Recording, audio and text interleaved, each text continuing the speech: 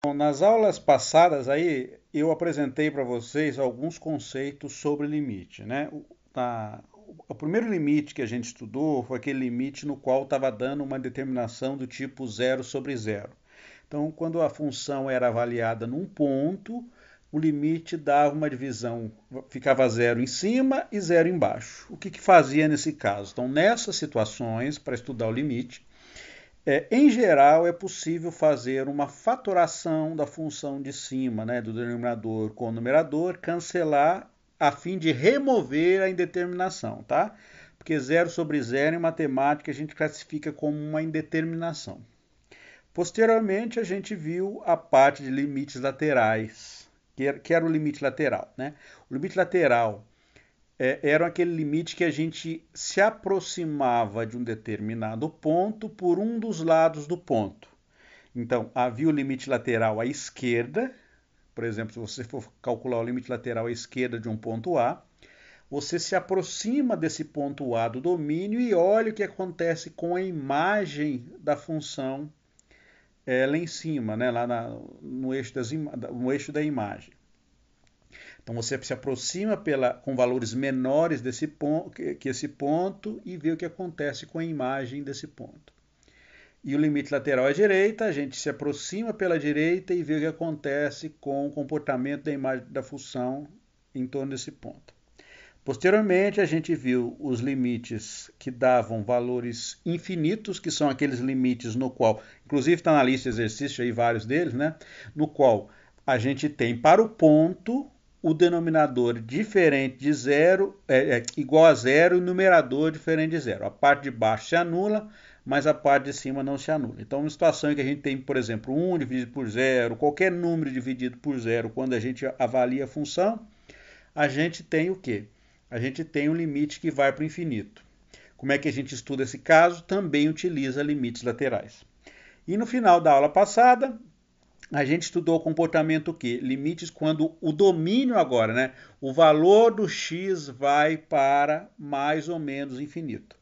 Tá? Então, nessa situação, o que acontece com a função? Nessa situação, a função pode tender para um valor, pode tender para mais infinito, menos infinito, pode ir para zero, tá? Então, isso que a gente estudou na aula passada. Hoje, né, na complementação aí da parte de limite, então hoje a próxima aula a gente vai fazer, hoje eu vou falar sobre limite envolvendo funções trigonométricas. Não vou falar de todas as funções trigonométricas, tá? Vou falar das principais aqui, que são seno, cosseno e arco tangente. Só para lembrar, o que é o arco tangente? O arco tangente é a inversa da função tangente. Então, lá naquelas aulas de pré-cálculo de funções trigonométricas, tem uma lá de funções trigonométricas, eu discuto todas as funções trigonométricas mais úteis, né? Falo de seno, de cosseno, de tangente, de secante, cossecante, tá? Das funções trigonométricas inversas, tá? Então hoje eu vou apresentar para vocês três, eu vou fazer o desenho aqui, vou fazer não, o desenho já está feito aqui, mas depois a gente pode no GeoGebra também fazer o desenho das funções que a gente quiser estudar o comportamento, a gente vai lá. Então eu vou apresentar para vocês três funções trigonométricas hoje, né? E eu vou dizer por que eu vou apresentar essas três agora, tá? Então a primeira função aqui é a função seno. Como é que é a função seno? Ó, o gráfico da função seno é esse gráfico que vocês estão vendo aí. Ó. Ele é um gráfico que a gente chama de periódico. Por que periódico? Porque ele se repete, olha. Periódico, qualquer função que é periódica, a gente define uma função que se repete ao longo do tempo, né? Então vamos usar o eixo x aqui como se fosse o tempo, né? Isso aqui está andando ao longo do tempo, tá? Então ela se repete, você vê, olha, ela sobe morrinho, desce, começa a repetir de novo, ela sobe morrinho, desce. O período da função seno, né, para a função seno apenas é 2π. Então aqui esse ponto aqui vai ser zero, né? O primeiro ponto que a gente tem vai ser o zero. Esse aqui é zero.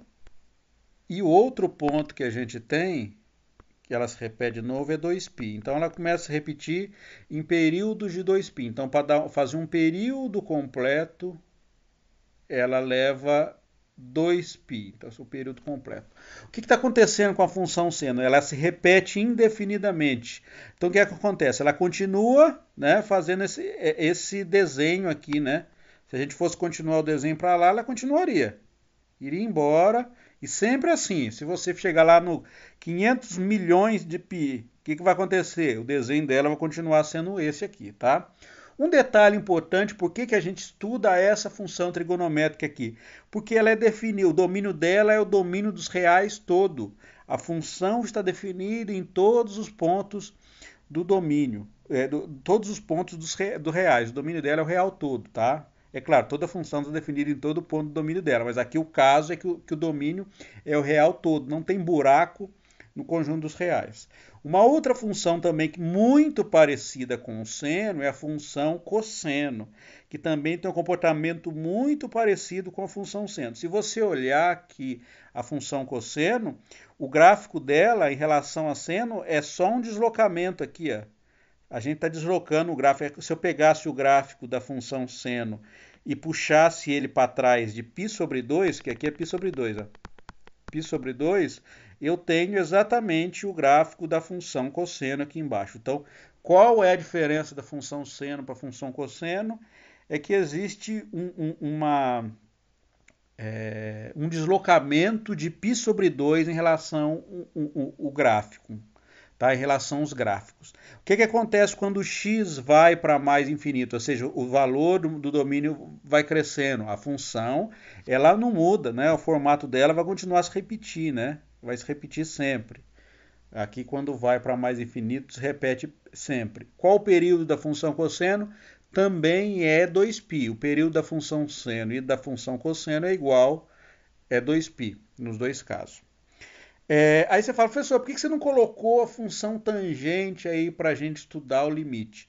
Por um motivo muito simples, a função tangente ela não é definida no domínio todo, ela tem um monte de buraco. Deixa eu fazer o desenho aqui da função tangente, que é essa aqui, ó. O gráfico da função tangente é assim, ó. Eu não vou nem lá no GeoGebra, porque essa aqui eu sei fazer. Tá? Então o gráfico da função tangente é assim, ó. Tem uma assíntota em π sobre 2 e uma em menos π sobre 2. Então ela é assim, sobe, vai para mais infinito. Quando x se a gente fosse olhar, né, fosse estudar, ó, limite quando x vai para π sobre 2, à esquerda de π sobre 2, da tangente de x. Tá, aqui que a gente faz? A gente olha para o gráfico da tangente. Para onde que está indo isso aqui? Isso aqui está indo para mais infinito. Tá? Esse limite aqui ela está tendendo para mais infinito. E quando eu me aproximo de menos π sobre 2, o que acontece com o gráfico? Ele está indo para menos infinito. Então, limite, quando o x vai para menos π sobre 2, agora pela direita, de tangente de x, isso aqui dá menos infinito. Este é o gráfico da função tangente. O que acontece com o gráfico da função tangente? Olha, ela não está definida para π sobre 2. Ela se repete? Sim, se repete, também é periódica. Tá? Só que o período da função tangente não é mais 2π, mas sim π. Tá? O tamanho aqui é de menos π sobre 2 até π sobre 2, você pode ver que vai dar π. Né? É só pegar este aqui, π sobre 2 menos π sobre 2 vai dar π. O próximo, a repetição é assim, ó. Então aqui vai até 3π sobre 2. A próxima aqui é 5π sobre 2. É até muito fácil de desenhar aqui, ó. Você está vendo que ele vai, o período vai andando de π em π. Então, de π sobre 2 até a próxima assíntota, a gente soma π. Então vai dar 3π sobre 2. O próximo ímpar, π dividido por 2. 5π sobre 2, o próximo 7π sobre 2 e assim sucessivamente. A função não está definida aonde? Ó? Não está definida em menos π sobre 2, em π sobre 2, 3π sobre 2, 5π sobre 2. Então, qual o domínio da função tangente aqui? O domínio são x pertencente aos reais, tal que x é diferente de um número ímpar. Como é que a gente representa o número ímpar? É assim, tá? Π dividido por 2 para n pertencente a z, tá? Ou seja, todos os inteiros. Quando eu falo ímpar, eu estou imaginando os números negativos também, porque menos 1 a gente não diz que é ímpar, mas se a gente englobar os números negativos aí na história também, a gente coloca menos 1, menos 3, menos 5, tudo como número ímpar aí, só para estender a definição. Por que então que eu não vou estudar? Olha, porque ela não está definida em todos os pontos do domínio. Então, quando eu for tomar o limite do x indo para infinito, ó, se eu fosse pedir para vocês, calcule o limite de x indo para o infinito de tangente de x. Aí estraga a brincadeira. Por quê? Porque ela não está definida em todo ponto. Tá? Ela não está definida quando o x vai para o infinito, ela tem vários pontos para os quais ela não está definida. Então não faz sentido nenhum eu querer calcular isso aqui. Tá? Aí você fala, professor, e a arco não, desculpe, a cossecante. A cossecante é a mesma coisa. Lembra o que é cossecante? A cossecante é 1 sobre o seno. Então, aonde que a cossecante não está definida? Não está definida nos pontos em que o seno se anula. Aqui você pode olhar o que é tangente. Só para lembrar, né? A tangente de x é seno de x sobre cosseno de x. Aí você para pensar qual a mágica que a gente está definindo para não ter a função tangente não ser definida nesses pontos. Se você pode olhar, os pontos que a função não está definida são justamente os pontos para os quais o cosseno se anula. O cosseno se anula em todos os números ímpares vezes π sobre 2. Ele se anula em π sobre 2, 3π sobre 2, 5π sobre 2. Então a tangente não está definida porque o cosseno se anula. Igual a secante, que é 1 sobre seno, ela não está definida onde? Nos pontos em que o seno se anula. Aonde que o seno se anula? O seno se anula nos números pares vezes π sobre 2. Então, seria 2 vezes π sobre 2, ou seja, π. 4 vezes π sobre 2, ou seja, 2π, e assim sucessivamente. A cossecante, o que é cossecante? É 1 sobre...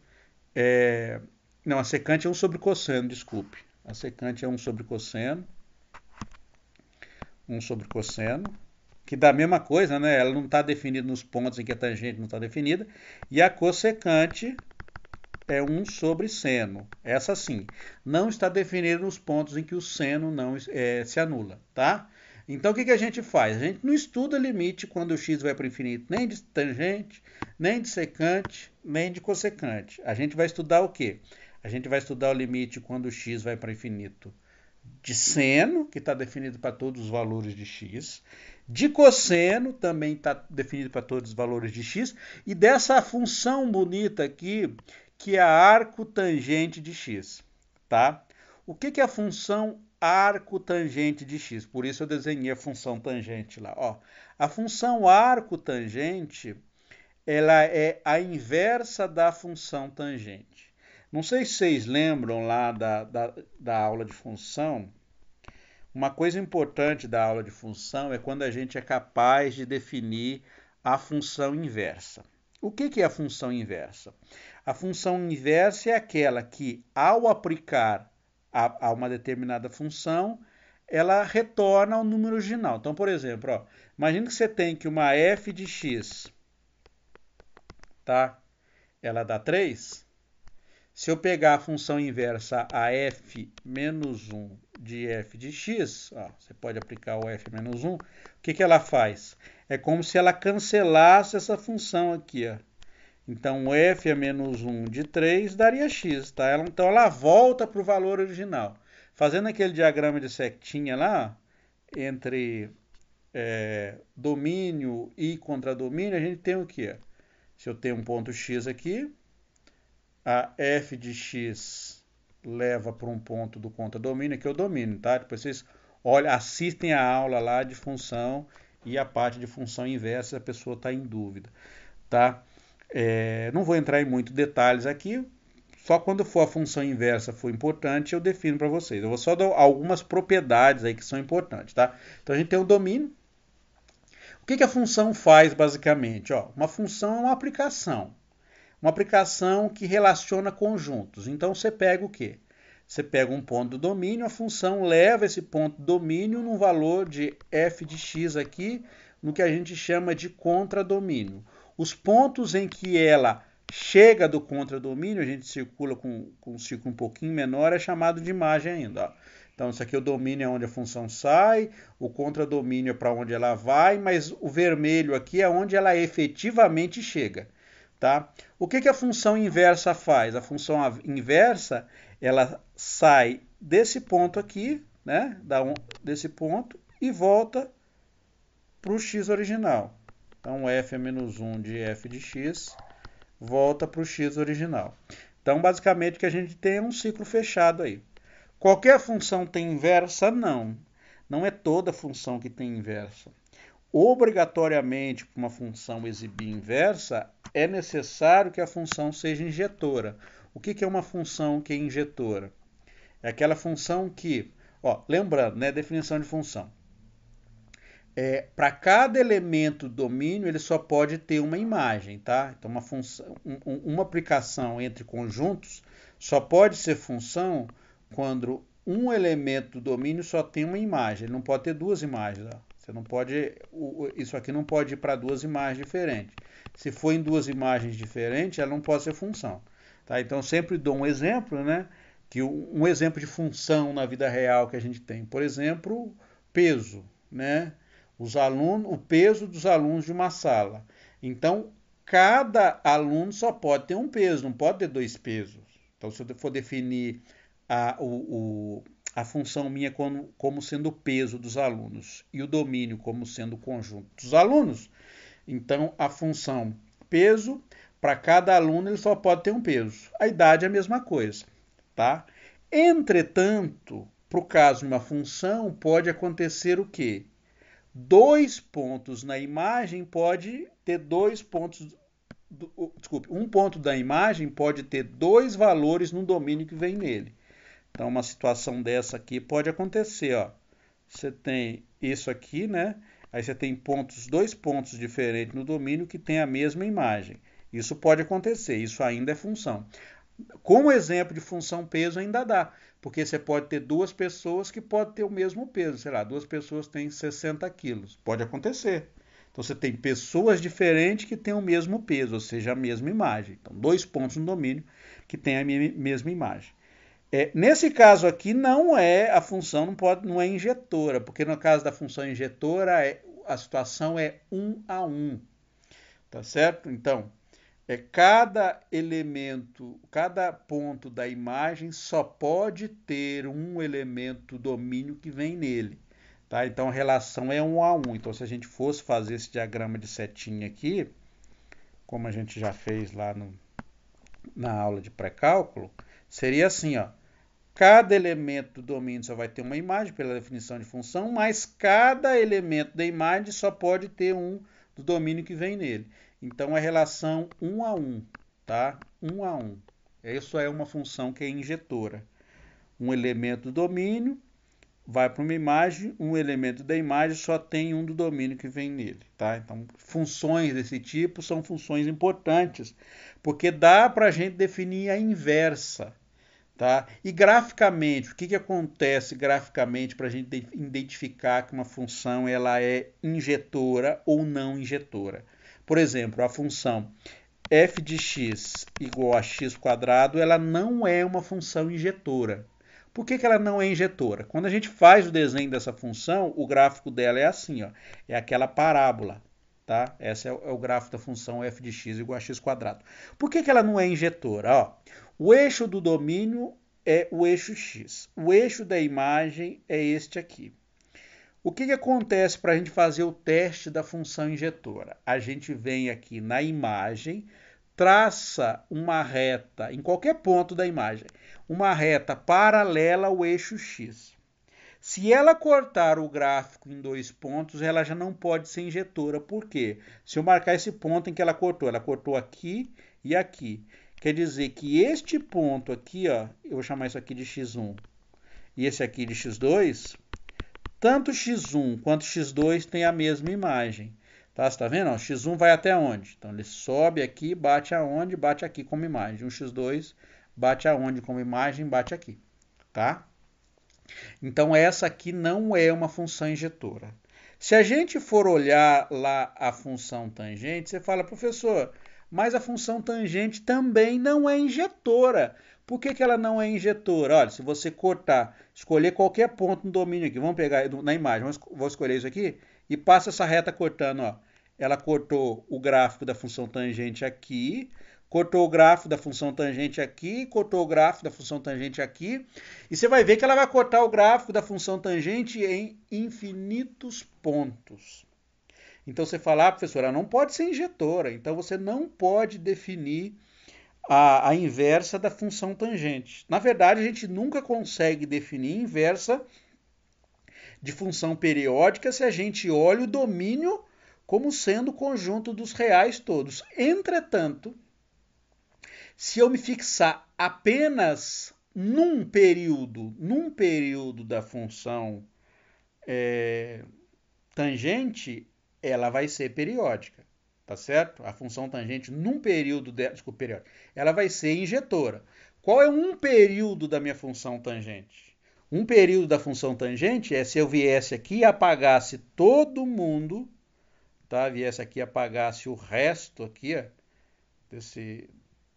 desses pontos aqui, tá? Ó, apaguei, deixei só um período dela, olha lá. Essa aqui, agora ela virou o quê? Ela ficou, apaguei o resto. Então, nesse período aqui entre menos π sobre 2 até π sobre 2, a minha função tangente, sim, ela é injetora. Se você pegar qualquer reta saindo de qualquer ponto do domínio, tá? Escolhe, ela vai cortar o gráfico aonde? Num ponto apenas, ó, cortou só aqui. Se eu pegar lá no par negativo, cortou aonde? Opa, cortou num ponto apenas. Então, num período, que é o período de menos π sobre 2 até π sobre 2, a função tangente, ela é uma função injetora. E aí a gente então pode definir a função inversa da nossa função tangente. Como é que é a função inversa dessa nossa função tangente aí? O que a função inversa faz? Basicamente é a gente trocar o eixo x, que é nosso domínio, ele virar a imagem, e o nosso eixo y, que é a nossa imagem, virar o domínio. Então isso aqui é a função tangente de x. A função arco tangente de x, ela vai ser o que aqui? Olhe bem, a imagem da minha função tangente de x, a imagem vai de onde? Ó? Ela vai de menos infinito, ó, que ela começa lá embaixo, ó, de menos infinito até mais infinito. Então, da minha função inversa, que é a função arco tangente de x, ela vai de onde? Ela vai de menos infinito até mais infinito o domínio. E a imagem agora vai de onde até onde? A função tangente, o domínio dela vai de menos π sobre 2 até π sobre 2. Portanto, a imagem da função arco tangente vai de menos π sobre 2 até π sobre 2. Então, o gráfico da minha função arco tangente de x é assim, ó. Basicamente, você está trocando a posição. O que é domínio vira imagem, o que é imagem vira domínio. Então, fica assim o gráfico, ó, da função arco tangente. Ó, é assim e assim. Tá? Não ficou muito bonito o desenho, mas dá para ver. Qual é o comportamento da função aí? Deixa eu fazer ele em vermelho. Qual é o comportamento da função quando x vai para mais infinito? Ela está definida? Tá. Está bem definida quando x vai para mais infinito, para a função arcotangente. Então ela está definida. Quando ela vai para menos infinito, está definida? Tá também. Tá? Então a função arcotangente, que curioso, né? Que coisa curiosa, ela vai de menos infinito até mais infinito no domínio. Essa função em sendo injetora, olha que coisa curiosa que vai acontecer aqui agora. Essa função em sendo uma função injetora, ela é uma função 1 a 1. Tá? Então quer dizer o seguinte, que esse tamanho aqui, ó, entre menos π sobre 2 até π sobre 2, ele mapeia sobre os reais todos.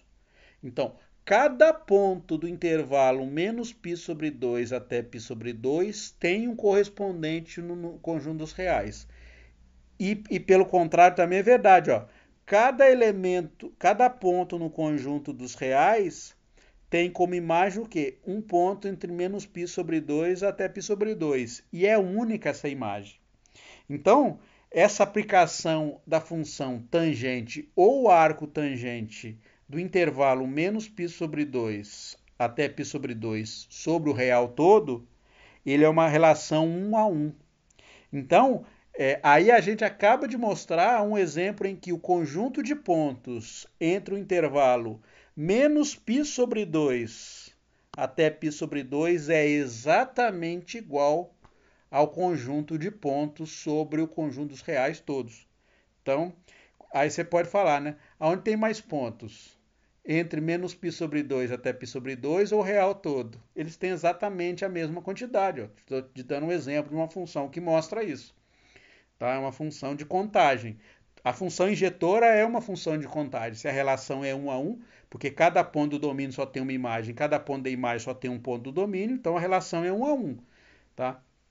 Então, isso aí é um exemplo de uma função que mostra que o intervalo de menos π sobre 2 até π sobre 2 tem o mesmo número de pontos que a reta real toda. Né? Uma coisa bastante curiosa. Bom, mas voltando lá às nossas três funções, então a função seno é essa, a função cosseno é essa aqui e a função arcotangente é essa aqui. Então são três funções que eu quis apresentar para vocês. Bom, e aí a gente quer fazer o quê? A gente quer estudar o limite quando x vai para mais ou menos infinito dessas funções.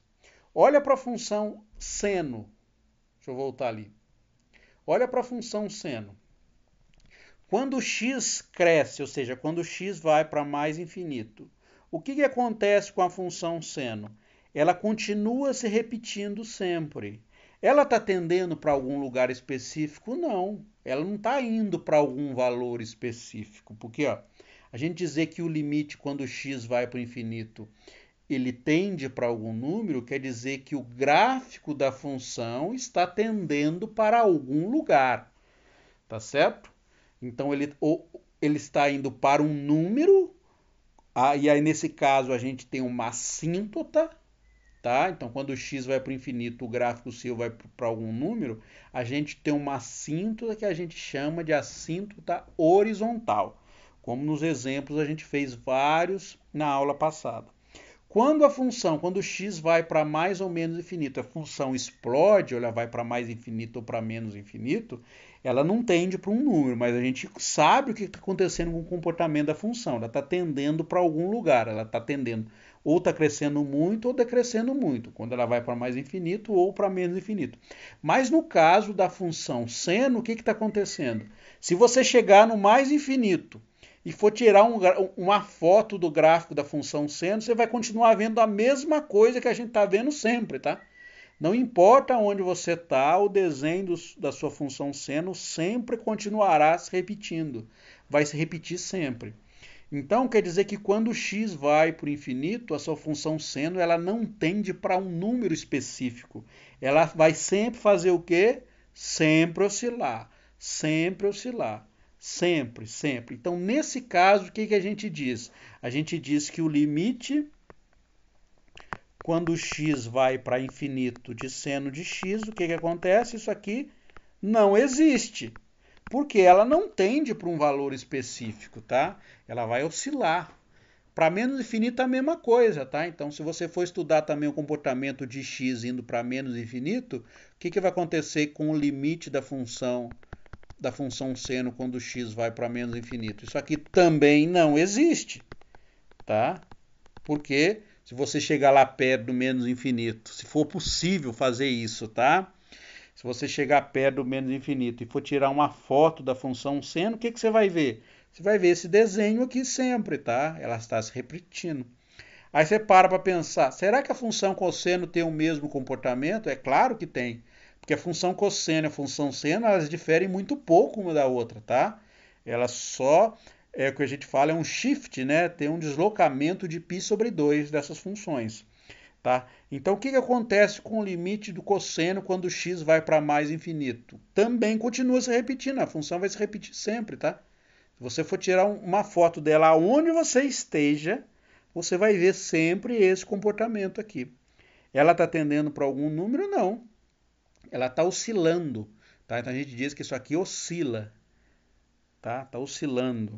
O comportamento dela é não tender para algum valor, é ficar oscilando. Tá? Então você não sabe aonde ela vai. Então a gente diz que o limite, quando x vai para mais infinito da função cosseno de x, também não existe. E a mesma coisa quando x vai para menos infinito, tá? Agora, a terceira função, a arco tangente. Opa, aí o comportamento já é diferente. A função arco tangente não é uma função periódica como as funções anteriores, tá?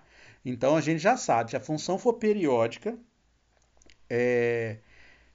então quando x for para mais infinito ou menos infinito, ela não vai ter limite, porque ela está se repetindo. Periódico quer dizer se repetir. Mas no caso da função arco tangente, ela não é periódica. Se a gente olha para o desenho dela, o que está acontecendo? Quando x vai para mais infinito, para onde que a função está tendendo a imagem dela? Olha. A imagem dela está tendendo para qual valor? Ela está tendendo, quando o x vai para mais infinito, ela está tendo uma assíntota. O que é assíntota? Uma assíntota, no caso aqui, essa assíntota é horizontal. O que é assíntota horizontal? Quando o x vai para mais infinito, o gráfico da função está querendo encostar nessa reta assíntota aí, no caso, π sobre 2. Então, o que está acontecendo nesse desenho? X vai para mais infinito e o gráfico da função está tendendo para onde? Para π sobre 2. Então, essa função arco tangente tem limite quando x vai para mais infinito? Tem. Então, olhando para o gráfico da função, a gente já enxerga para onde ela vai. Então, nesse caso, ó, se a gente fosse escrever o limite de x, da arco tangente de x, quando x vai para mais infinito, é o quê? É π sobre 2. Então, ela está indo para algum número. Tá? Da mesma forma, você fala, professor, e se eu for para menos infinito? Para menos infinito está indo para trás, né? Então, o que está acontecendo? O gráfico da função está tendendo aonde? Ó? Só olhar o desenho aí. Para onde que o gráfico da função está tendendo? Ela está tendendo para, que nesse caso agora, menos π sobre 2, né? Então ela está tendo como uma assíntota reta menos π sobre 2. Então nesse caso, o limite quando x vai para menos infinito da arco tangente de x é menos π sobre 2. Então a função seno e cosseno não tem limite quando x vai para mais infinito, mas a função arco tangente de x tem. Ela tende para algum lugar.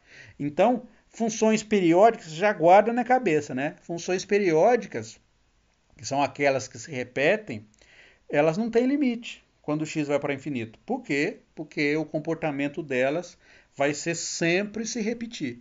Agora, funções desse tipo, por exemplo, a função arco tangente, que é uma função importante, vocês vão ver aí quando a gente for calcular integral, vai ter uma integral aí, uma integral especial que vai dar como resultado a arco tangente, por isso a gente coloca ela aqui, né?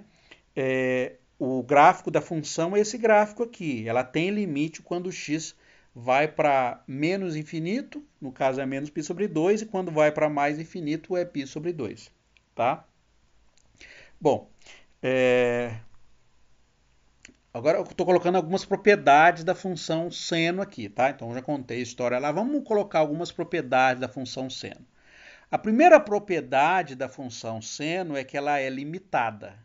O que é ser limitada?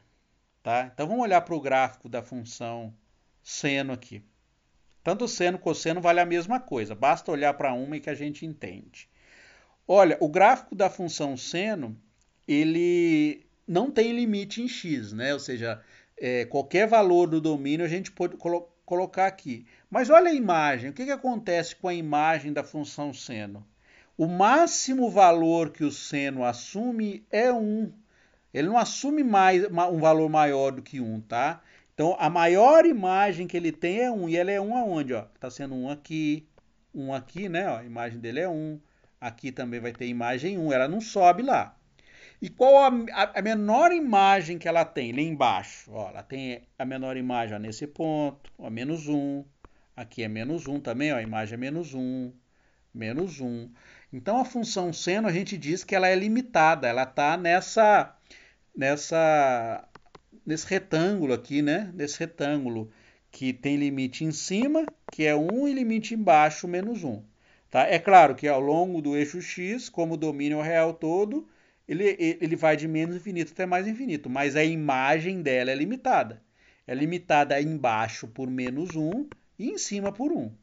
Tá? Então, o seno de x, como é que a gente escreve isso aqui algebricamente, né? Esse desenho que a gente viu. A gente escreve isso aqui, ó.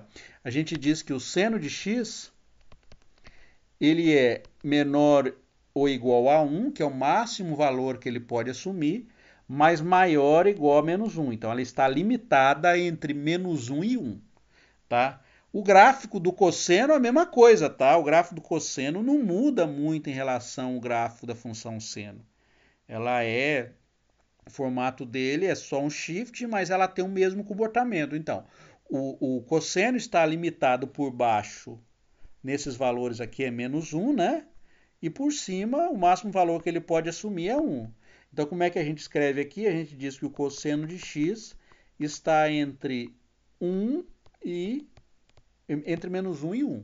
Tá certo? Então, função seno e a função cosseno também são limitadas. E a função arco tangente? Tá? Você para pensar um pouquinho, você fala, opa, qual o máximo valor que a arco tangente pode assumir? Olha, ela assume nem π sobre 2 ela não chega, tá? Porque lembra o que é uma assíntota? Uma assíntota é para onde a função está querendo ir, ela não chega, ela passa à vontade, tá? Ela não encosta na assíntota, ela está querendo chegar na assíntota. Então a arco tangente nem chega em π sobre 2, tá? E nem em menos π sobre 2. Então como é que a gente representa esse caso aqui? A arco tangente de x, ela é limitada o quê? Ela é menor do que π sobre 2, menor estrita, não entra igual, porque ela não encosta em π sobre 2, e maior do que menos π sobre 2, tá? Então elas são limitadas assim. É claro que eu escrevi isso aqui mais organizado embaixo, tá? Só estou comentando aqui para explicar a situação que está acontecendo.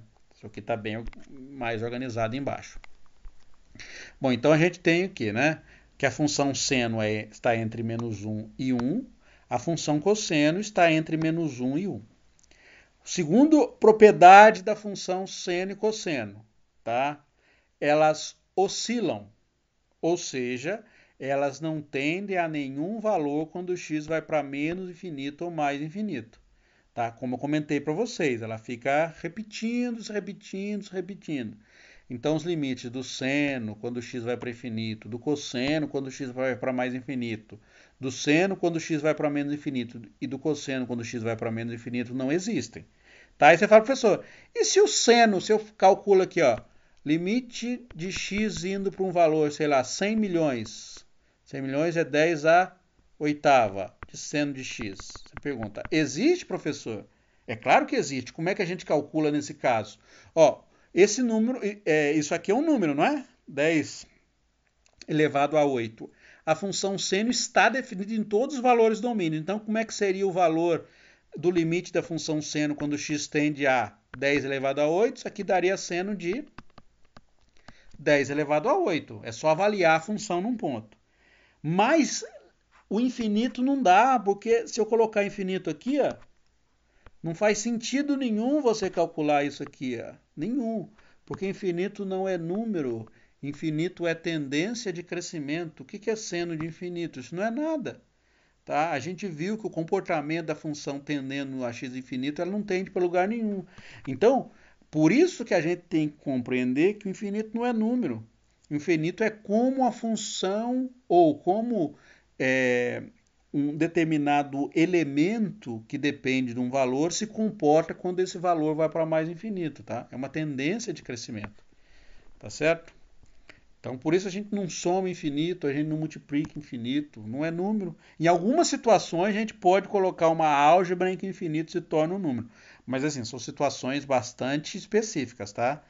No cálculo que vocês aprendem, infinito nunca é número, tá? Então você não soma, você não divide, você não simplifica, você utiliza ele apenas como uma tendência de crescimento, tá bem? Então a gente viu aqui que o seno, quando o x cresce, o seno de x quando x vai para infinito não tem sentido nenhum, isso aqui não existe, não existe, não existe, não existe.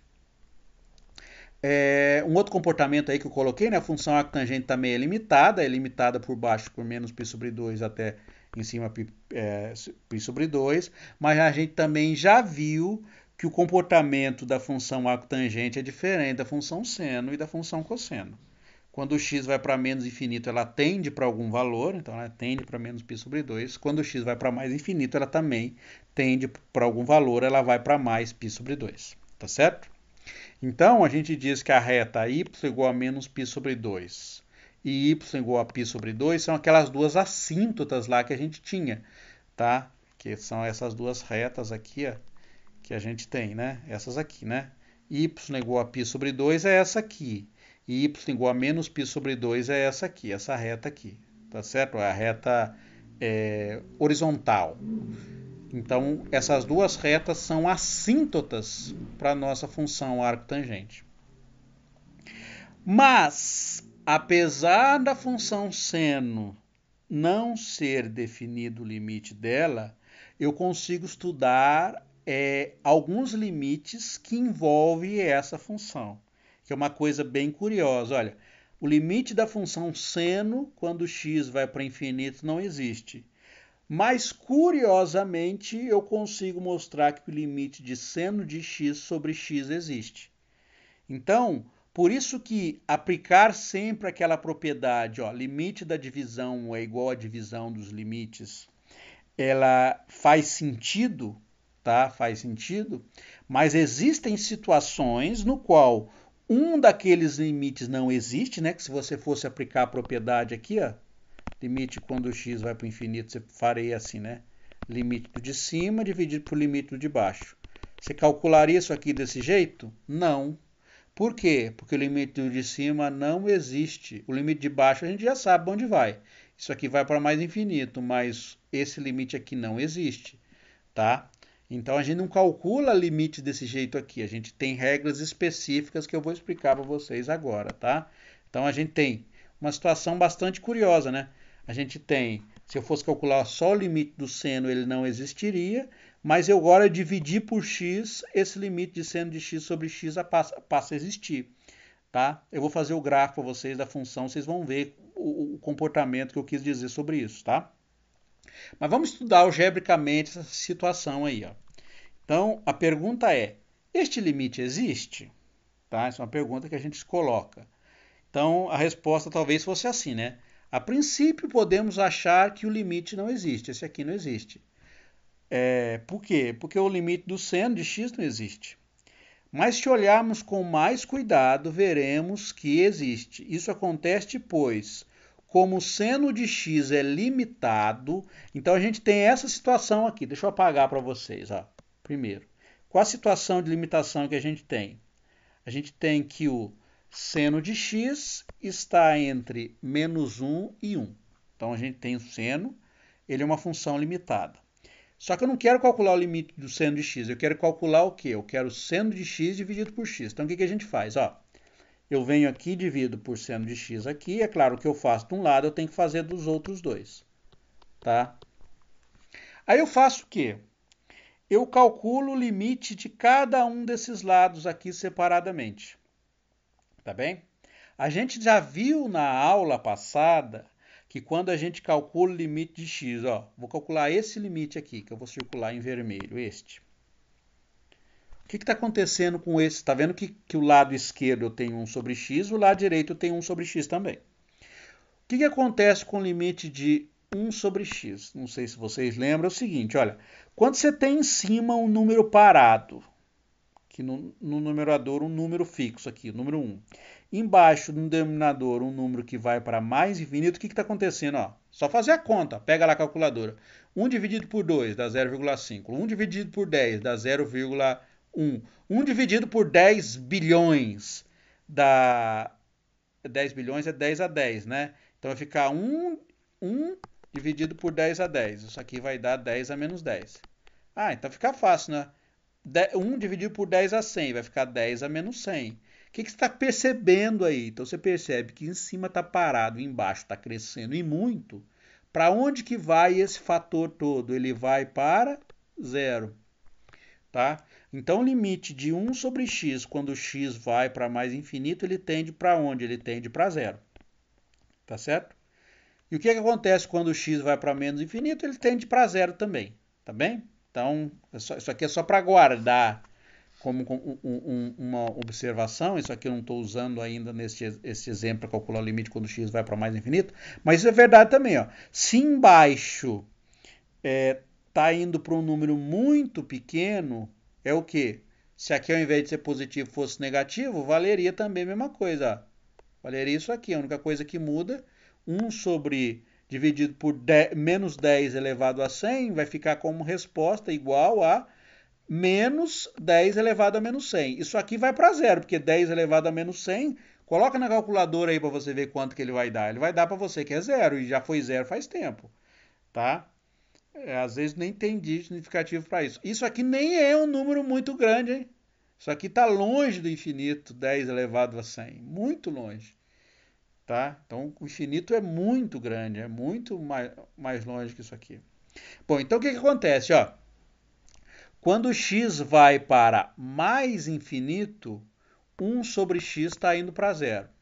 Então, o que acontece nesse caso? Então, se eu passar o limite em cada um desses termos aqui, ó, se eu vier aqui escrever limite, quando x vai para mais infinito aqui, eu tenho que fazer, lembra que eu faço de um lado da desigualdade, eu tenho que fazer em todos os outros, né? Então, aqui vai limite quando x vai para mais infinito, e aqui limite quando x vai para mais infinito. Tá certo? Uma coisa importante aí é que o limite mantém desigualdade. É toda operação que mantém desigualdade? Não. A derivada às vezes não mantém desigualdade. Tá? A integral mantém, mas a derivada não. A gente vai ver nos exemplos mais à frente aí com derivada que às vezes você tem uma função f menor do que a outra, aí você deriva, a desigualdade muda de sentido. Mas o limite vale, tá? O limite é uma propriedade que vale e a integral também vale. Ela mantém o sentido da desigualdade. A desigualdade ela é mantida, ela é invariante com relação à operação. Tá? Então, esse é um comentário importante aí para eu poder aplicar essa propriedade que eu estou dizendo. Então, o que está acontecendo? Quando x vai para mais infinito, para onde que está indo o limite de menos 1 sobre x? Se o limite de 1 sobre x vai para zero, o limite de um número negativo aqui, a gente faz o quê? Tira para fora, né? Então, o limite, aqui a gente sabe, né, que o limite menos, né? Quando x vai para o infinito de 1 sobre x, ele está indo para onde? Ele está indo para zero, porque isso aqui vai para zero, né? Multiplicar zero por qualquer número, ele não altera, continua sendo zero, tá? Então, tomar o limite de 1 sobre x, ele vai para zero, é a mesma coisa que tomar o limite de menos 1 sobre x, ele vai para zero também. Então, se tivesse qualquer número multiplicado 1 sobre x, ele não altera a resposta final, porque o limite de 1 sobre x vai para zero. Então a gente tem o quê? Ó? Quando a gente toma o limite do x indo para mais infinito, por baixo vai para zero. E por cima vai para onde? Vai para zero também.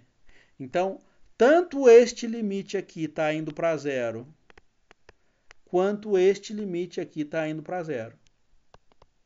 Então, o que está acontecendo com o limite de seno de x? Eu vou apagar, vou escrever um passo a mais aqui. Então, o limite de seno de x está indo para onde? Ele está indo...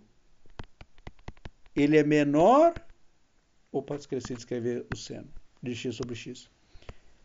Então, esse limite de x é assim, ó. Ele é menor ou igual a zero, porque 1 sobre x está indo para zero.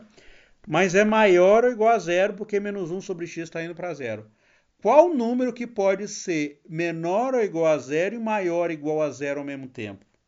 Qual a situação que você pode ter um número menor igual a zero e maior igual a zero? Só se o número for igual a zero. Então, dessa situação aqui, a gente tira o quê? A gente tira aqui limite quando x vai para o infinito de seno de x sobre x. Isso aqui é zero. Vamos fazer o gráfico lá para vocês verem? Beleza, ó. Eu vou fazer só por curiosidade para vocês o gráfico do cosseno de x. Ó, o seno de x. Acho que é seno de x. Ele não aceita, tem que ser sine. Pronto, sine ele aceita. Em inglês tem que ser sine. Então, sin, né? Sin de x. Olha o gráfico do seno. Se você for para lá, o que vai acontecer? O gráfico vai sempre ser Você colocar o domínio, se for crescer, ele vai se repetindo, tá? Ele não altera. O cosseno, a mesma coisa. Vou colocar o cosseno aqui. Cosseno é cos, tá? Olha lá o gráfico do cosseno de x. Ó, também se repete. Do arco tangente, deixa eu ver se ele faz o gráfico do arco tangente. Arctan de x. Olha lá o gráfico do arco tangente de x. A gente consegue ver que ela está tendendo para algum valor. Ó. For crescendo o domínio, a gente vai ver que ela está tendendo para π sobre 2, tanto em cima e por cima, né? Ai, cadê o gráfico? Sumiu. Tá aqui. Tanto por cima quanto por baixo, ela está tendo um limite, né? Se a gente for fazer, né, o f de 100, ó, você vai ver que ela vai tender a π sobre 2. π sobre 2 dá 1,57, porque é 3,14. Tá? Ela parou já de... Tá 1,57 assim, bem próximo de π sobre 2. Agora vamos fazer o gráfico de seno de x sobre x?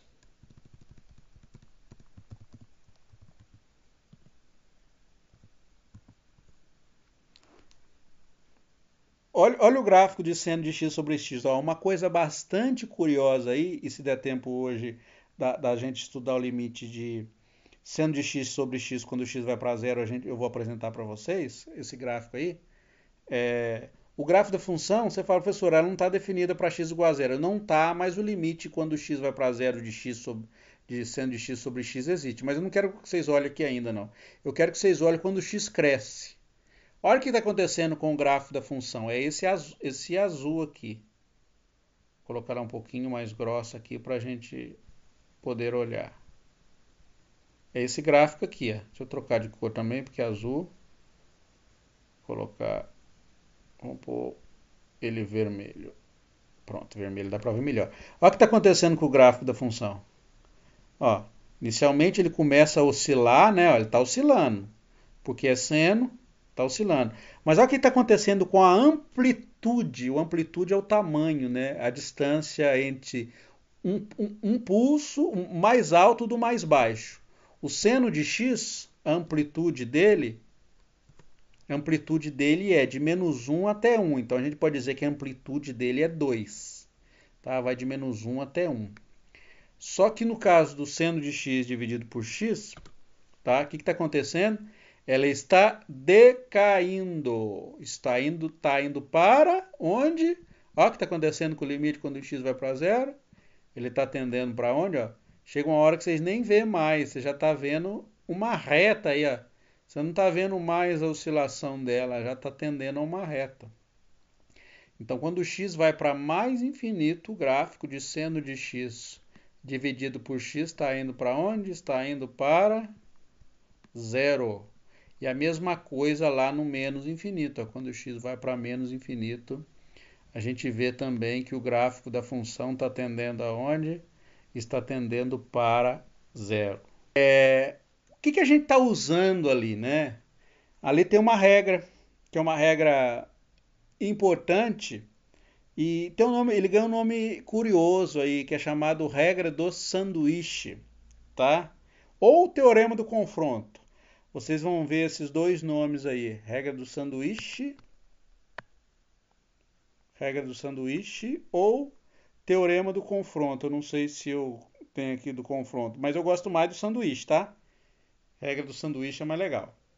O que a regra do sanduíche diz? É o seguinte, olha. Se você tiver uma função, uma f de x, que ela é limitada por cima para uma função g de x, limitada por baixo por uma função h de x. Então, ó, imagine que você tem uma situação dessa aqui. Ó. Você tem uma função f de x que você pode limitá-la em cima por uma função g de x, que é naquele caso, por exemplo, qual que foi, né? A gente tinha o seno de x. Então, por cima, eu limito ela por 1, por baixo por menos 1. No caso, o seno de x sobre x, eu limito em cima por 1 sobre x e embaixo por menos 1 sobre x. Então, a minha função g de x aqui podia ser 1 sobre x e a função h de x menos 1 sobre x, tá? Então, Se eu tenho uma função f de x que eu consigo limitar por cima por uma g de x e uma por baixo por uma h de x, e acontecer o seguinte, ó, o limite da de cima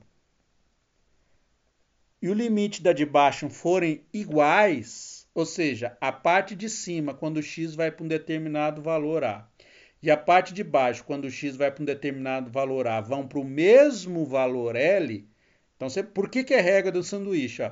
Porque por cima está indo para L, por baixo está indo para L também. O que você espera que aconteça com o miolinho? Não tem para onde ir, o miolinho tem que ir para L também. Tá?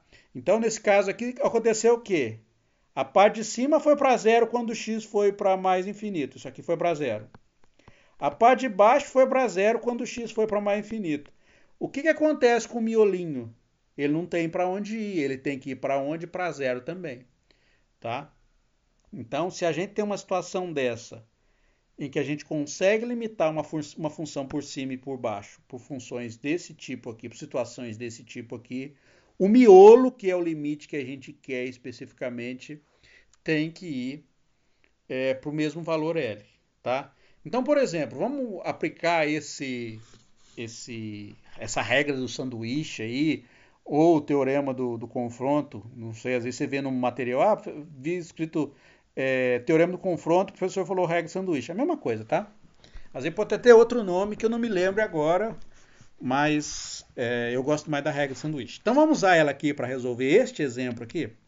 Então como é que a gente faz para resolver o exemplo? Ó, esse limite aqui, a princípio, também parece que pode não existir. Por quê?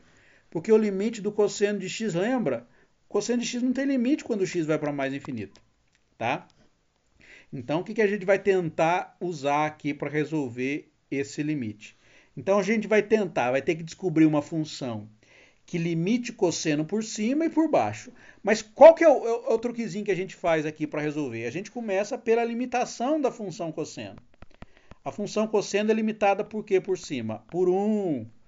E por baixo, por menos 1. Lembra que a função cosseno, a imagem dela está entre menos 1 e 1?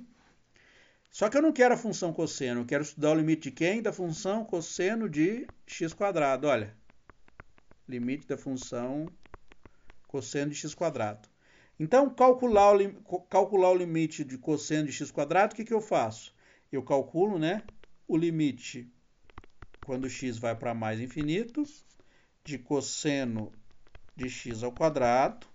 Então, esse limite aqui é menor ou igual que o limite quando x vai para o infinito de 1 sobre x quadrado, e maior ou igual que o limite quando x vai para o infinito de 1 sobre x quadrado, e eu já vou colocar o sinal de menos para fora. Tá certo?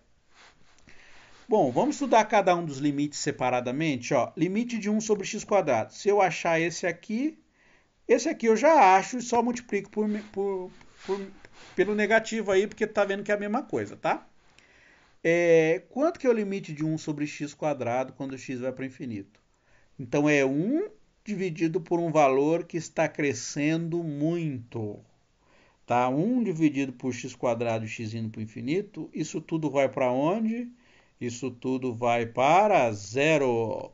Se vocês lembrarem da aula passada, quando a gente tem uma função, uma razão entre funções algébricas aí, né, funções racionais, se o grau do de baixo, tá certo, for maior que o grau do de cima, tá? Ou se o expoente do de baixo for maior que o expoente do de cima, quando a gente toma o limite do x indo para o infinito, o limite todo vai para onde? Ele vai para zero.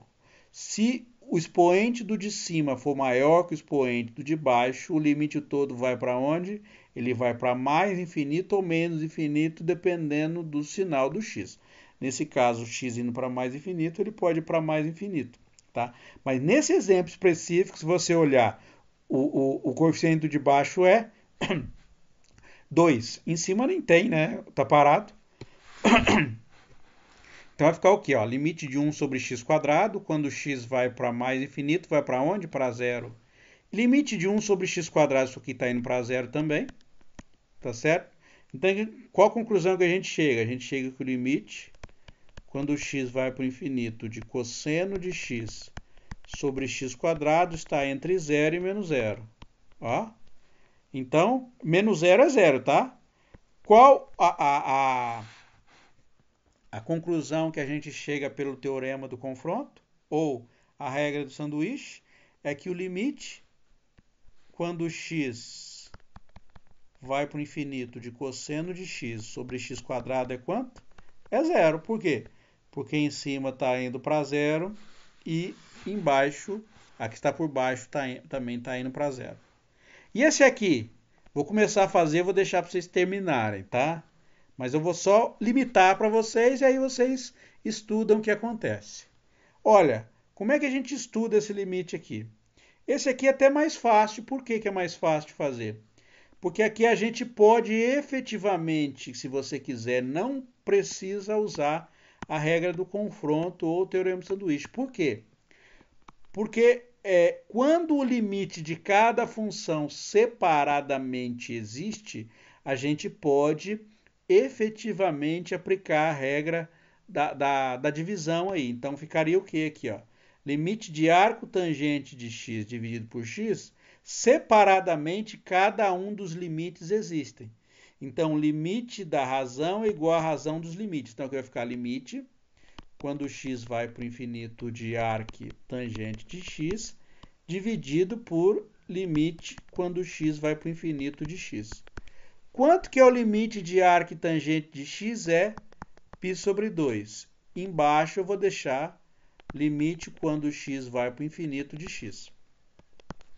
Então, aqui vai ficar em cima π sobre 2, e embaixo o limite quando x vai para infinito de x. Quanto que vai dar esse limite aqui, ó? Limite que está por baixo. Se o x vai para o infinito, esse limite aqui vai para o infinito também. Então, quanto que dá π sobre 2 dividido por um valor que cresce muito? Ó, π sobre 2 está parado. Quanto que dá π sobre 2 dividido por um valor que cresce muito? Isso tudo aqui vai para onde? Vai para zero. Eu vou pedir para vocês repetirem o mesmo exemplo fazendo pelo... Então, fazer 2 usando... Ó, exercício, tá? Exercício. Fazer 2 usando a regra do sanduíche. Como é que é usando a regra do sanduíche? É encontrando o limitante superior e por baixo um limitante inferior. Só para lembrar, né? O arco tangente está limitado por onde? π sobre 2 por cima menos π sobre 2 por baixo. Tá bem? Então vocês tentem fazer aí para ver o que vocês vão achar. Tá bem? Uma coisa curiosa aí, eu vou só fazer um comentário adicional aí, é o seguinte, ó. O arco tangente de x, se vocês forem olhar lá, isso aqui está entre π sobre 2 maior do que menos π sobre 2. Quando a gente toma o limite de um valor indo para infinito, a desigualdade pode virar um menor ou igual, tá certo? E o maior pode virar um maior ou igual. Então, por exemplo, vou dar um exemplo para vocês. Olha. Seno de x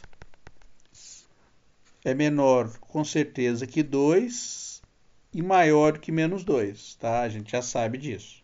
Se eu estivesse fazendo a limitação desse jeito, eu poderia ter feito. Menor do que 2 e maior do que menos 2. Então, aqui eu divido por x, aqui por x e aqui por x também. Então, se eu for passar o limite quando o x vai para o infinito aqui, também serviria para eu aplicar o mesmo teorema lá, o mesmo resultado da regra de sanduíche. Se eu tivesse limitado 2 por cima e menos 2 por baixo, também valeria. A regra de sanduíche também funciona. Olha como é que fica curioso o negócio. Ó. Eu estou comentando porque isso aí vocês vão usar no arco tangente aí.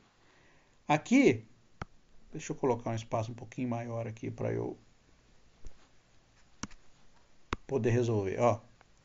Então, seno de x menor do que 2 e maior que menos 2. É estrito a desigualdade, não é igual, porque ele nunca vale 2, tá?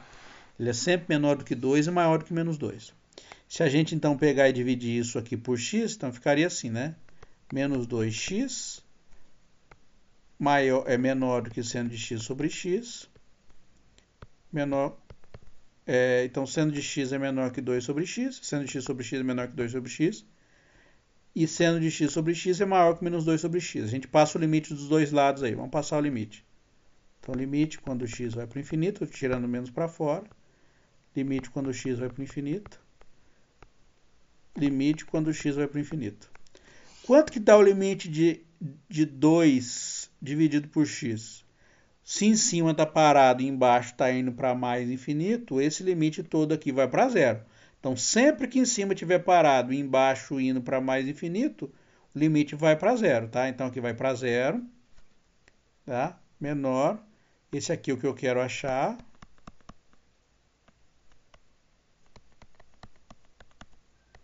E esse limite aqui está indo para onde, né? O limite de 2x. Isso aqui também está indo para zero. Então, aí você se pergunta, professor, qual o número que é menor do que zero e maior do que zero ao mesmo tempo? Não existe um número menor do que zero e maior do que zero ao mesmo tempo. Não existe. Então, você falar, professor, isso aí esse limite aqui não existe, mas a gente acabou de ver que o limite está dando zero. Só que quando a gente utiliza o limite, tá? E o limite está indo para mais infinito, o valor do x aqui está indo para mais infinito, essa desigualdade aqui, estrita, obrigatoriamente tem que ser trocada pelo quê? A menor vai virar a maior vai virar um maior igual. E a menor vai virar o quê? Uma menor igual. Então, quando a gente toma o limite do x indo para o infinito, mesmo se eu tiver uma desigualdade estrita, como vai ser este exemplo que vocês vão fazer do arco tangente, quando vocês tomam o limite do x indo para mais infinito, a desigualdade que era estrita vira uma desigualdade sem ser estrita. Então, essa aqui vira uma dessa com igual, né? Então, a maior vira maior igual e a menor vira uma menor igual. Tá certo? Então, isso a gente vai ter que usar aqui para poder resolver. Bom, uma regra prática aí para resolver esse tipo de limite é fazer o seguinte. Quando envolve seno, cosseno e produto de funções algébricas. Como é que a gente faz nesse caso? Então, a gente calcula o limite da função algébrica esquecendo-se da função seno e cosseno. A gente esquece. E aí, qual que vai ser o comportamento que a gente vai olhar?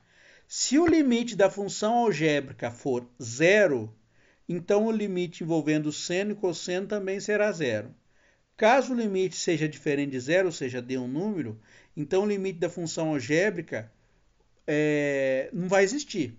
Tá? Então, se for, por exemplo, se eu tiver uma função algébrica vezes seno ou cosseno, e a gente esquece o seno e o cosseno e calcula o limite dessa função algébrica.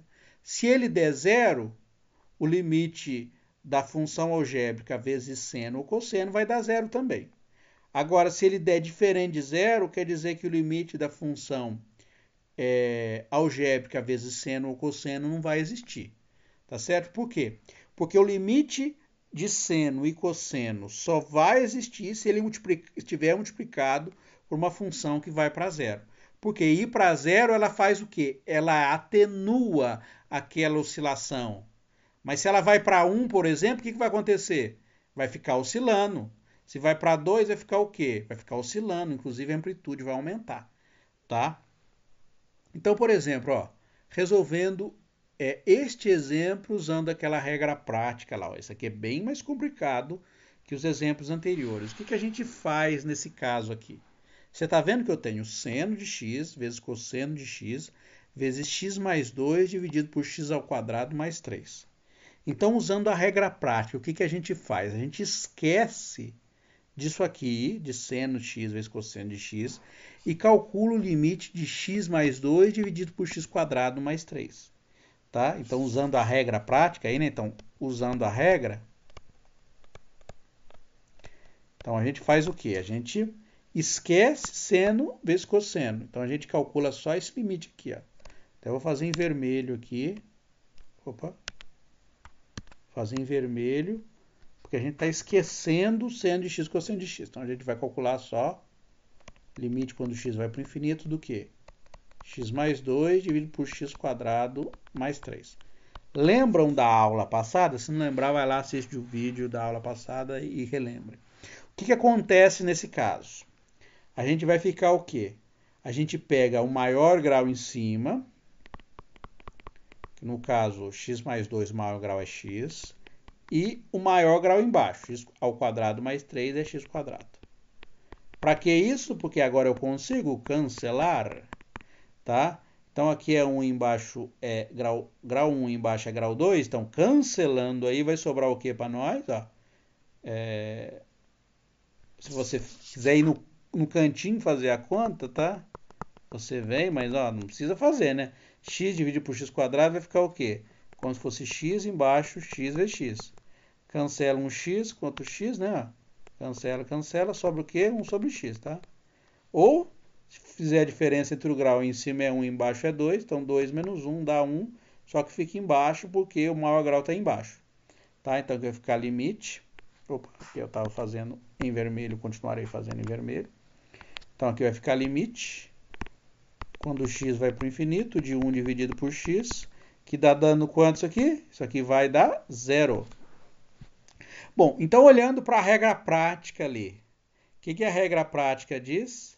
Se o limite da função algébrica, quando a gente esquecer seno e cosseno, der 0, então o que vai acontecer com o limite desse produto aqui? Isso tudo vai para onde? Então, pela regra, né? Limite quando x vai para o infinito de seno de x vezes cosseno de x. X mais 2 dividido por x quadrado mais 3 vai dar quanto? Vai dar 0, tá? Ó, viu? Moleza de fazer. A gente esquece o seno, esquece o cosseno e vai lá e faz a conta. Olha lá de novo, ó. Um outro limite que eu quero calcular. Seno de x vezes raiz quadrada de x mais 3 dividido por x. O que a gente faz? A princípio, então, usando a regra, a gente vem aqui e dá aquela esquecidinha de que a gente tem um seno multiplicando. Então, a gente vem aqui e calcula só o limite da função algébrica.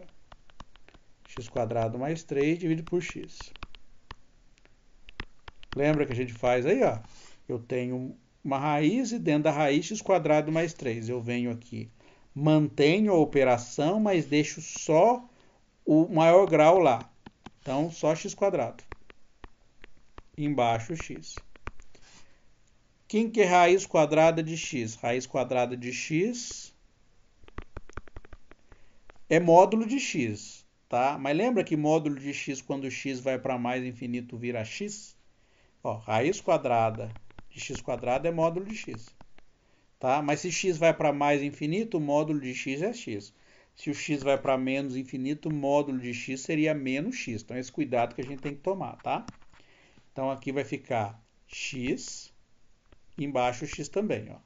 Raiz quadrada de x quadrado vai dar x quando x vai para mais infinito. Cancela, x de cima e x de baixo. Então, para onde que está indo este limite aqui? Esse limite aqui está indo para 1. Então, o limite da função algébrica, raiz de x quadrado mais 3 dividido por x dá 1. Então, o que acontece com o limite todo, usando a regra prática? A regra prática diz que se o limite da função algébrica for para 0, então o limite envolvendo o produto de seno e cosseno será 0, o anterior que a gente fez. Caso o limite seja diferente de 0, tá? Então eu vou circular aqui, ó. Caso o limite seja diferente de 0, então o limite da função algébrica vezes a função seno ou cosseno não existe. Por que não existe? Porque se x quadrado, raiz de x quadrado mais 3 sobre x vai para 1, então quando você faz um produto com seno de x, isso aqui vai ficar oscilando. Vai oscilar, tá? Porque quem manda na oscilação é o seno. O seno só não oscila se ele for para 0, mas se tiver uma coisa multiplicando por ele que não vai para 0, então isso aqui tudo vai oscilar. Então, qual é a conclusão que a gente chega? Então, limite quando x vai para infinito de seno de x, raiz de x quadrado mais 3 dividido por x, isso aqui não existe, tá? Olha aqui um outro caso aí. Vamos fazer esse aqui. Esse aqui é até mais fácil da gente fazer. Por quê? Porque esse aqui já vai sumir imediatamente com o seno e cosseno, porque se a gente aplicar a regra e escrever que seno ao quadrado mais cosseno ao quadrado é 1, tá certo? A gente já não tem mais o problema da função trigonométrica, tá? Então, uma regra bastante útil que a gente sempre usa aí, ó, seno ao quadrado de x mais cosseno ao quadrado de x, isso aqui é 1, tá? Lembre, eu sempre falo para meus alunos, guarde, marque, escreva na parede, no teto, faz uma tatuagem, tá? Se tem uma coisa que vai ser igual aqui, ou em qualquer que seja a galáxia aí que tem a matemática rudimentar que a gente tem, né? Isso aí, o seno ao quadrado mais cosseno ao quadrado vai ser sempre 1, tá? Então, se a gente quiser trocar para 1 aqui, já troca. Quiser não, já vem aqui e troca, tá? Para que eu deixar dificuldade para fazer a conta? Isso aqui já é 1, então na verdade esse limite vai virar o limite disso aqui, tá? De x quadrado mais 3x mais 1 dividido por 2x quadrado mais x. E para onde que vai esse limite aqui? Isso aqui é moleza de fazer, tá? Vou até fazer aqui. Não estou usando regra prática não, tá? Eu já estou substituindo o seno ao quadrado mais cosseno ao quadrado, estou substituindo por 1. O que vai acontecer? Ó? Em cima vai sobrar x quadrado e embaixo vai sobrar 2x quadrado. O que acontece aqui? Ó? O 2 eu posso tirar para fora, ele está embaixo, ele continua embaixo. X indo para o infinito, de x quadrado sobre x quadrado. E quanto que dá isso aqui? Esse aqui cancela, aí vai dar 1, tá? Então vai ficar meio, limite quando o x vai para o infinito de 1. Limite de uma constante é quanto? É a própria constante. Então esse limite dá 1. Portanto, 1 vezes meio dá como resposta meio. Bom, um comentário aí que é importante é o seguinte. Você fala, professor, aquela regra funciona sempre? Sempre que o seno e o cosseno estiverem no numerador, tá? Mas se o seno e o cosseno estiverem no denominador, e obviamente não der para você fazer simplificação, como esse tipo aqui, né? Usar essas propriedades aqui no qual o seno e o cosseno dá 1, né? Cosseno ao quadrado mais seno ao quadrado é 1. Pode ser que falhe, tá? Quando que ela pode falhar? Se eu tiver, por exemplo, o seno embaixo, ó, no denominador. Posso usar aquela regra? Não. Se tiver no denominador, aquela regra não funciona. Mesmo porque, se você mandar o x indo para o infinito, você nem consegue estudar o limite do x indo para o infinito aqui. Porque a função x dividido por seno de x, ela não está definida para valores em que o seno se anula. Aqui também, ó, x quadrado mais 3x dividido por seno de x sobre cosseno de x. Você consegue estudar uma coisa desse tipo aqui? Não. Mas o bom é que, em geral, isso aqui não vai aparecer em problemas para a gente estudar. A gente não estuda seno de x dividido por x porque ele é bonito. A gente estuda porque ele tem uma aplicação prática. Um exemplo típico disso, às vezes a gente está resolvendo uma equação diferencial.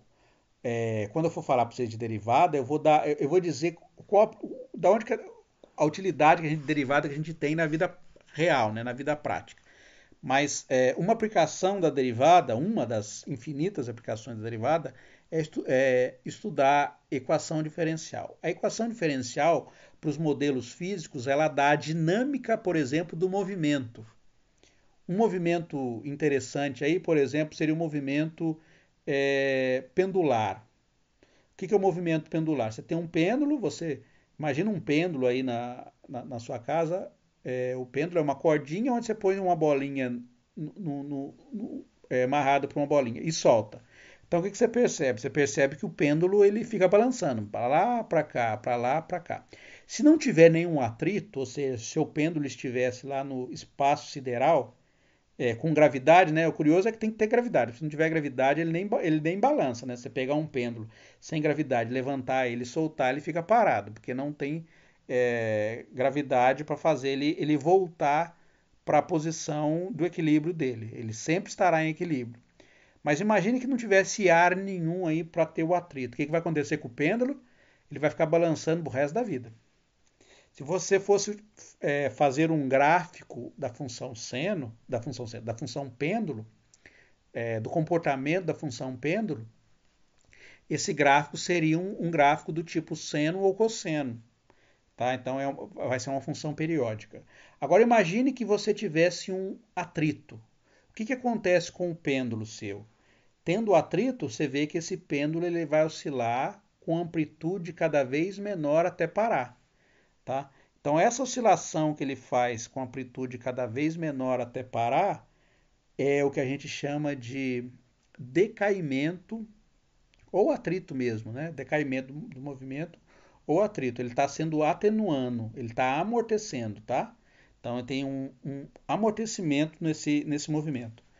Um exemplo típico disso aí quando a gente resolve é que o comportamento dele pode ser do tipo seno de x sobre x. Quando a gente resolve uma equação diferencial, dependendo da dinâmica dela, a solução pode dar seno de x sobre x como solução. Então isso aí ele vai decair. Então a gente precisa entender o comportamento, o limite quando x vai para o infinito de seno de x sobre x, para saber o que está acontecendo com a dinâmica. É claro que o pêndulo a gente sabe que se colocar um atrito ele vai parar. Mas existem dinâmicas muito mais complicadas, tá? Então por isso a gente estuda esses comportamentos da função oscilatória com uma função que vai para zero, tá? Para ver o que acontece com o decaimento. Uma outra aplicação bastante típica disso aí é quando faz-se o modelamento de amortecedor, né? Você quer um amortecedor que quando ele faça o amortecimento do carro, né, o carro passa no quebra-mola. Você quer que quando o carro passe no quebra-mola, o comportamento disso aí não oscile. É que você dá uma subidinha e não tem esse comportamento de seno de x sobre x. Tá? Imagina se o seu carro tem esse comportamento de seno de x sobre x. Então você ficaria balançando um tempo antes do carro parar de balançar. Né? Então isso aí perderia completamente a estabilidade do carro. Então existem outras dinâmicas que dão como solução da equação diferencial coisas também que a princípio daria uma função periódica, mas você tem um atenuante bastante rápido. Então, por isso a gente estuda esses tipos de limite, esse tipo de atenuante, tá? Então, mais em situações desse tipo em que a gente tem, por exemplo, x dividido por seno de x, ou x quadrado mais 3x dividido por seno de x sobre cosseno de x, a gente não consegue estudar o limite. Não é que não existe, a gente nem consegue estudar o limite aqui, né? Ó, o que seria estudar o limite disso aqui? Não faz nem sentido, por quê? Porque essa função não está definida para todos os valores de x. Os valores em que o x anula a função seno, a gente nem estuda o limite, tá? Não faz nem sentido estudar. Mas o bom é que, em geral, a gente não vai ter essas situações. A gente vai colocar essas funções aqui no numerador e não no denominador, tá? Um outro comportamento aí, uma outra afirmação interessante aí, é por causa da função arco-tangente. No caso da função arco-tangente, se eu quiser estudar o limite dela vezes uma função, eu posso aplicar diretamente a regra do produto. Por que eu posso aplicar a regra do produto? Porque nesse caso, o limite de cada uma das funções existe. Então, por exemplo, se eu quiser estudar o limite dessa função aqui, ó, limite de arco tangente de x vezes raiz de x quadrado mais 2x dividido por 3x. Como é que eu calculo esse limite aqui? Deixa eu ver se eu tenho espaço para fazer. Não, nem deixei espaço para fazer. Esse vai ser o último que eu vou fazer, tá? Porque da próxima aula vai ter os limites especiais aí. Posso até começar, pelo menos comentar essa aí, porque eu vou aproveitar o gráfico que eu fiz no GeoGebra ali, tá? Vou colocar uma página aqui. Então, se eu fosse calcular esse limite aqui, né? Como é que eu calcularia esse limite? Então, o limite, quando x vai para o infinito, então vou calcular ele, cada um deles separadamente, né? Porque o limite do arco tangente, ele exige. Então, o limite do produto de funções é o produto de cada um, o limite de cada uma dessas funções, o produto delas, né? O limite do produto é igual ao produto dos limites, tá? Por quê? porque cada limite existe separadamente. Quanto que é o limite do arco tangente quando o x vai para mais infinito? A gente já sabe, isso aqui vai para π sobre 2, tá? Então esse limite aqui tende a π sobre 2. E esse limite aqui vai para onde? Como é que a gente faz para estudar esse limite? A gente usa aquela regra que a gente tem, né? Então vai ficar o quê? O limite eu vou deixar em cima só o maior grau dentro da raiz, então x², e embaixo 3x. Isso aqui vai ficar igual a π sobre 2, porque ele tem que carregar, porque vem do arco tangente. Limite quando o x vai para o infinito, de quem? Em cima vai ficar raiz quadrada de x, raiz quadrada de x² vai dar x, embaixo 3x. Aqui eu não preciso usar módulo, porque como o x está indo para mais infinito, o módulo de x já é x. Eu venho aqui e fico o quê? Posso tirar um terço para fora, então vai ficar o quê? Eu tiro 3 para fora, vai ficar π dividido por 6, limite quando o x vai para o infinito de x dividido por x. X dividido por x é 1, a gente já sabe disso sempre, né? Isso aqui vai dar 1. Então aqui vai ficar π sobre 6. Limite quando de 1 aqui, isso aqui vai dar 1, né? Porque limite de uma constante é a própria constante. Então isso aqui vai dar π sobre 6. Tá? Então quando eu tenho função arco tangente multiplicando por uma função algébrica, eu calculo o limite de cada uma delas separadamente. Por quê? Porque o limite do arco tangente existe. Agora, um limite especial aí, que seria a última parte do nosso tópico de limites, seria do limite de seno de x dividido por x. Quando o x vai para zero agora. Os limites que a gente estava estudando lá era limite x indo para o infinito. Você fala, professor, a gente não viu que o limite de x, quando o x vai para o infinito, vai dar zero? Sim. Mas aqui, agora, esquece o limite do x indo para o infinito, agora o x não está indo para o infinito, ele está indo para zero. O que a gente tem nesse caso aqui? Vamos parar para pensar um pouquinho. Tá? Na próxima aula eu vou continuar, mas eu vou aproveitar o desenho que eu tenho ali do gráfico. O que está acontecendo nesse caso aqui? Quanto que é o seno de zero? O seno de zero é quanto? É zero. Tá? Se a gente for olhar o gráfico do seno, vamos olhar.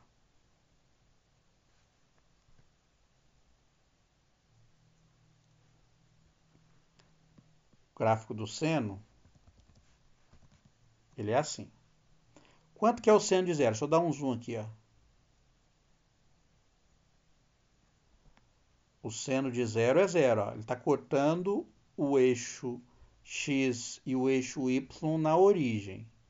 Tá? Então, o seno de zero é zero. Se você vier colocar aqui ó, o f de zero, está dando zero. E o x indo para zero? Ó. Então, se você tem um x indo para zero, você vai ter o quê? Você vai ter uma determinação do tipo zero sobre zero em x, porque teria o quê? Seno de zero dividido por zero ficaria uma determinação do tipo zero sobre zero. Como é que você remove indeterminação? Não tem jeito de remover indeterminação usando as regras que a gente apresentou anteriormente. Não tem. Porque o seno não é um polinômio. O seno é uma função que a gente chama de função transcendental. Não é polinômio. Como é que a gente remove essa indeterminação? A gente não remove indeterminação. Esse limite aqui, dá para provar, e acredite em mim, que o limite de x, quando o x vai para zero, de seno de x sobre x, isso dá 1. Como é que a gente enxerga isso? A melhor forma da gente ver isso é olhando para o gráfico da função. Olha, a função seno de x, ela é zero aqui. Se você dividir a função de seno de x dividido por x, olha como é que fica o gráfico dessa função. Olha o que acontece quando o x vai para zero. Olha que coisa curiosa que a gente tem. Seno de x dividido por x, quando o x vai para zero, o gráfico da função tende a 1. Se você vier aqui calcular o f de zero, olha o que ele diz para você, que o f de zero não está definido. Mas se a gente olhar graficamente para o gráfico da função, para onde que o seno de x sobre x está tendendo? Ele está tendendo para 1. Então, na aula que vem, o que eu vou fazer aí, né, na próxima quinta-feira, eu vou estudar limites envolvendo seno de x sobre x. Por exemplo, vou estudar limite de seno de 2x dividido por 2x quando x vai para zero. Tá? Para onde que vai esse limite? Qual o comportamento desse limite? Isso vai ser importante quando a gente for calcular a derivada de função. É claro que eu não vou calcular a derivada usando a definição de limite, mas eu vou provar para vocês algumas derivadas que são bastante interessantes através de algumas regras especiais. Então, além desse limite, eu vou estudar também uma outra definição que é o número e. Aquele número e exponencial que dá 2,713, eu não sei exatamente de cabeça quanto que é aquele número, mas aquele número também é definido através de um processo de limite. Então vai ser os dois últimos limites que a gente vai estudar.